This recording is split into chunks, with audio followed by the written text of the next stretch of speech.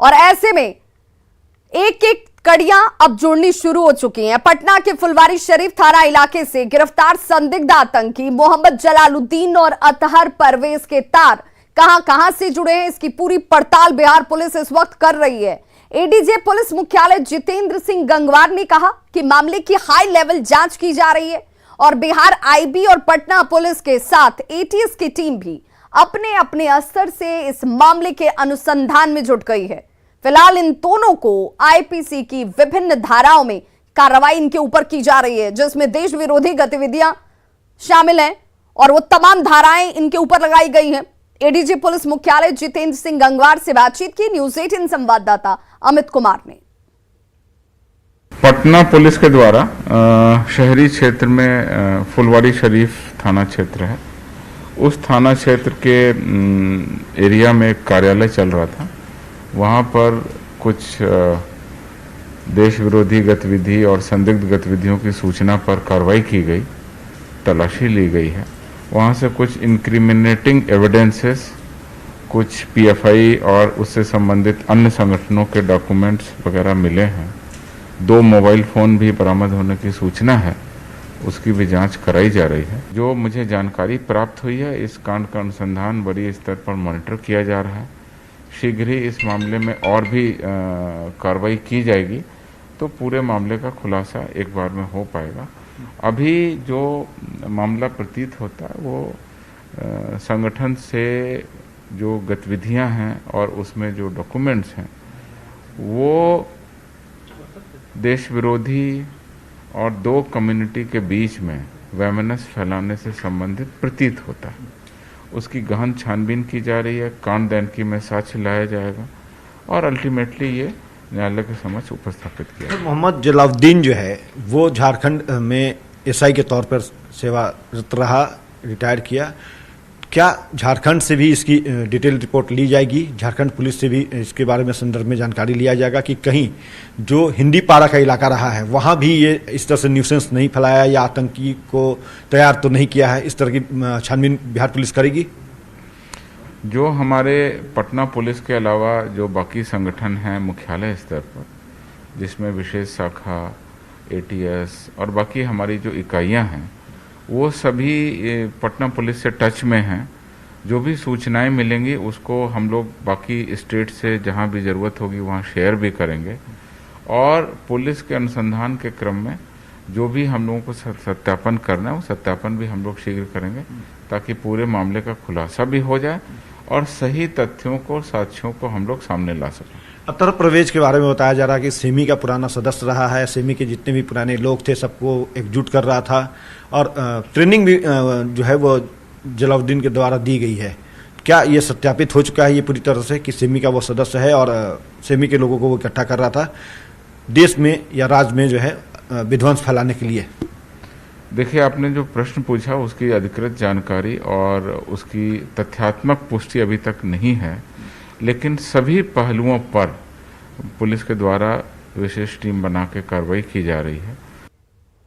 तो पटना में आतंकी गतिविधियों को लेकर हुई गिरफ्तारी पर मंत्री मदन सहनी ने बड़ा बयान दिया है। उन्होंने कहा कि बड़ी घटना को अंजाम देने के पहले ये गिरफ्तारी कर ली गई है और इसके लिए जांच एजेंसियों की सराहना की जानी चाहिए। उन्होंने कहा कि प्रशासन को सतर्क रहने की जरूरत है। वहीं इस पर बीजेपी नेता गोपाल नारायण सिंह ने कहा कि वोट बैंक की राजनीति की वजह से ऐसे लोगों को संरक्षण मिला हुआ है।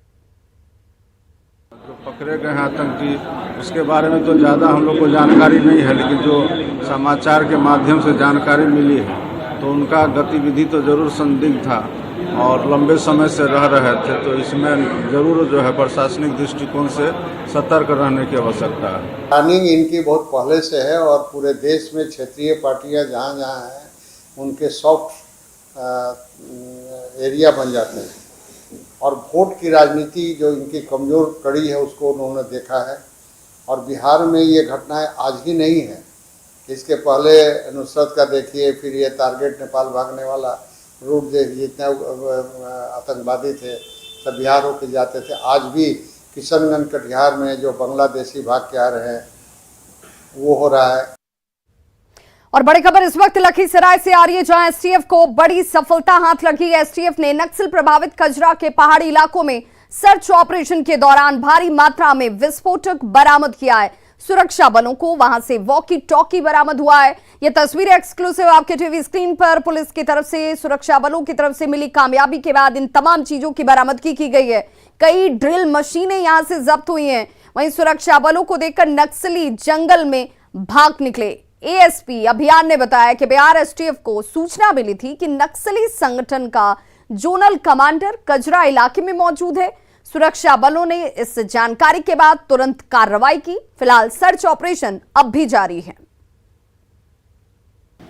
मुंगेर एसटीएफ की टीम और लखीसराय जिला के एसटीएफ की टीम को मिला करके एक विशेष टीम का गठन किया और उसके बाद ऑपरेशन कल रात से ही चालू किया गया, जिसके अंतर्गत सर्च के दौरान बरमसिया गांव के 3 किलोमीटर उत्तर में कुरवा पहाड़ है, जहां पर कुछ आशंका हुई, जिसके आधार पर जब सर्च किया गया उसको बढ़िया से, तो ये सब सामानों की उपलब्धि हुई।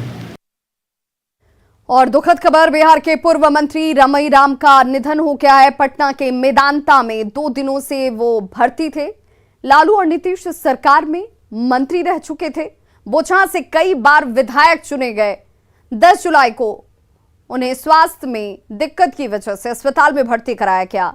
81 साल की उम्र में उन्होंने आखिरी सांस ली। तो मेदांता अस्पताल में निधन हो गया है पूर्व मंत्री रमई राम का।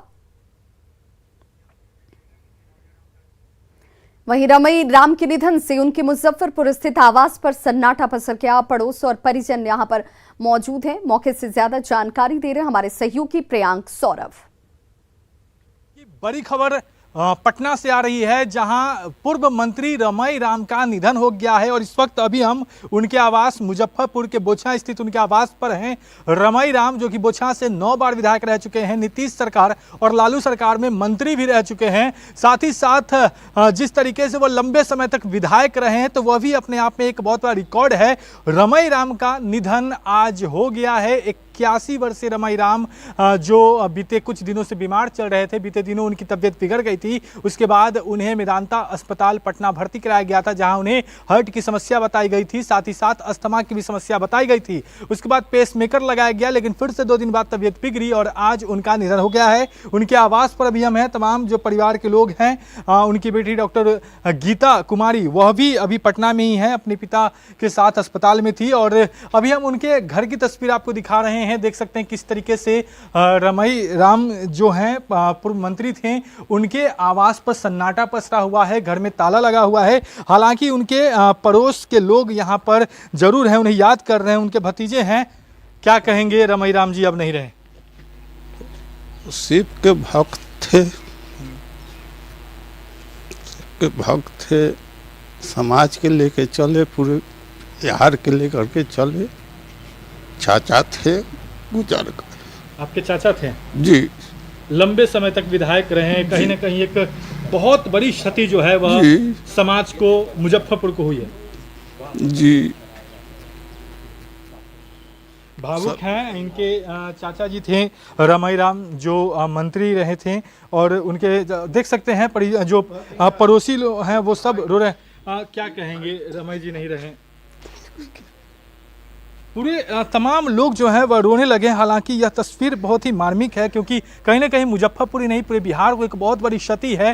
क्योंकि रमई राम दलित चेहरा के रूप में, एक बहुत बड़े नेता के रूप में जाने जाते थे और मुजफ्फरपुर के बोचहां से 9 बार विधायक रह चुके हैं। और हाल ही में उनकी बेटी जो है, बोचहां उपचुनाव में उनकी बेटी जो है वह मैदान में थी। लेकिन इस बार अब 2 दिन पहले उनकी तबीयत खराब हुई और उनका निधन हो गया है। अभी फिलहाल उनका शव जो है वह विधानसभा लेकर जाया जाएगा, उसके बाद आगे की प्रक्रिया की जाएगी। मुजफ्फरपुर से न्यूज 18 के लिए प्रियांक सौरभ। कोरोना के केसेस में आज एक बड़ा उछाल देखने को मिला है। बीते 24 घंटे की बात करें तो देश में कोरोना के 20,000 से ज्यादा मामले सामने आ गए हैं। इसके साथ ही साथ 38 लोगों की कोविड की वजह से जान भी चली गई है। हेल्थ मिनिस्ट्री के मुताबिक भारत में कोविड के आज 20,139 नए मामले दर्ज किए गए हैं। यह आंकड़ा डराने वाला है, सावधान करने वाला है, क्योंकि इससे पहले बुधवार की अगर हम बात करें तो 16,906 मामले सामने आए थे और ठीक 24 घंटे के बाद आज 20,000 के आंकड़े को भी पार कर गया कोरोना का ये मामला। मतलब आज कल के मुकाबले 3,233 कोविड केसेस ज्यादा सामने आए हैं। सावधान रहें, सतर्क रहें, कोविड प्रोटोकॉल का पालन जरूर करें। कोरोना के मामले लगातार तेजी से बढ़ते जा रहे हैं। पिछले 24 घंटों में 20,000 से ज्यादा नए केसेस सामने आए हैं और वहीं एक्टिव केसेस की संख्या 1,36,000 हो गई है और बढ़ते केसेस ने सबकी चिंता बढ़ा दी है। जो लोग हैं वो भी परेशान हो गए हैं। स्वास्थ्य विभाग, एक्सपर्ट्स, डॉक्टर, सबकी चिंता बढ़ गई है। लेकिन कहीं ना कहीं जो लोग हैं वो अभी भी सतर्क नहीं है। लोग जो हैं वो गाइडलाइंस का पालन नहीं कर रहे हैं, मास्क नहीं लगा रहे हैं, सोशल डिस्टेंसिंग का पालन नहीं कर रहे हैं। और लगातार जैसे कोविड के नए वेरिएंट सामने आए हैं तब से केसेस में लगातार इजाफा देखा जा रहा है और जो मौतों का आंकड़ा है वो भी बढ़ रहा है, केसेस बढ़ रहे हैं और ये चिंता सबके लिए बनी हुई है। तो जैसे जैसे केसेस बढ़ते जा रहे हैं सबके मन में एक सवाल आ रहा है, कहीं हम चौथी लहर की तरफ तो नहीं बढ़ रहे हैं। और लोगों के लिए बहुत ज़रूरी हो गया है कि वो सतर्क हो जाएं, क्योंकि कहीं ना कहीं लोग लापरवाह हो गए हैं। डॉक्टर्स और एक्सपर्ट्स की तरफ से लगातार ये जोर दिया जा रहा है कि वैक्सीनेशन हो, टेस्ट हो, लेकिन लोग जो हैं वो इसको बहुत लाइटली ले रहे हैं। और वक्त आ गया है कि लोगों को कॉशियस होना पड़ेगा और बहुत ध्यान देना पड़ेगा, क्योंकि अब कोविड के जो ये रूप हैं कहीं ना कहीं सबको चिंता में डाल रहे हैं। कैमरामैन सोनू के साथ फरहान, न्यूज़ 18 दिल्ली। तो खबरों का सिलसिला लगातार जारी है। आप देखते रहिए न्यूज़ 18 बिहार झारखंड, क्योंकि खबरों का सिलसिला यहां कभी नहीं थमता।